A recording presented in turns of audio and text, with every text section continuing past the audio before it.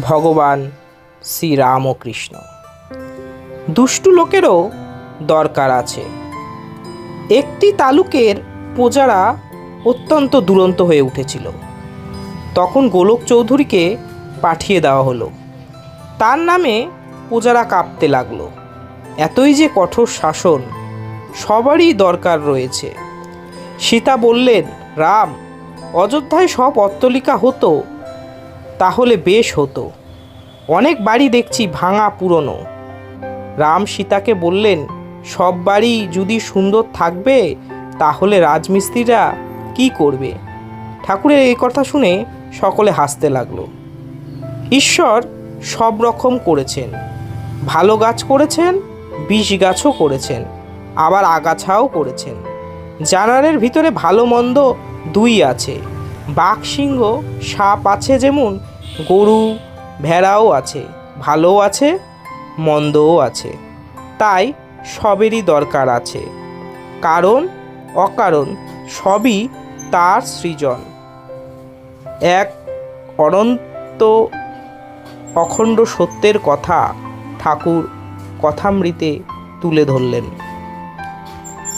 অসাধারণ কথা যে আমরা অনেকেই ভাবি, এই মশা ঠাকুর কি করতে জন্ম দিয়েছে যে শুধু কামড়ায় আর ম্যালেরিয়া হয়?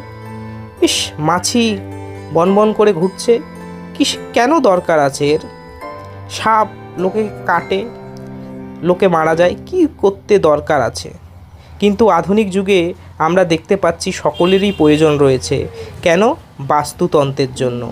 যারা বিজ্ঞান নিয়ে আমরা পড়াশোনা করেছি, কিছুটা জানি, তারা আমরা জানি যে বাস্তুতন্ত্রের পক্ষে সাপের দরকার রয়েছে, হরিণের দরকার রয়েছে, ঘাসের দরকার রয়েছে, সূর্যের আলোরও দরকার রয়েছে। সকলই একে অপরের পরিপূরক, তাই সকলেরই দরকার রয়েছে। তেমনি ঠাকুর কথামৃতে বলছেন, দুষ্টু লোকেরও প্রয়োজন রয়েছে।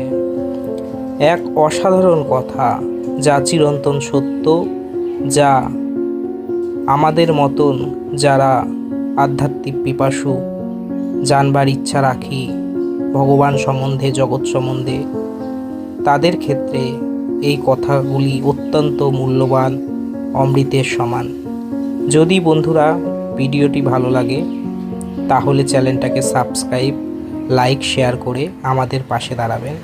আপনাদের সাবস্ক্রাইব, লাইক, শেয়ার ও বেশি বেশি কমেন্ট আমাদের ঠাকুর, মা স্বামীজি এবং অন্যান্য যে মহাপুরুষগণ ভারতবর্ষে এসেছেন তাদের সম্বন্ধে ভিডিও করতে অনুপ্রাণিত করে।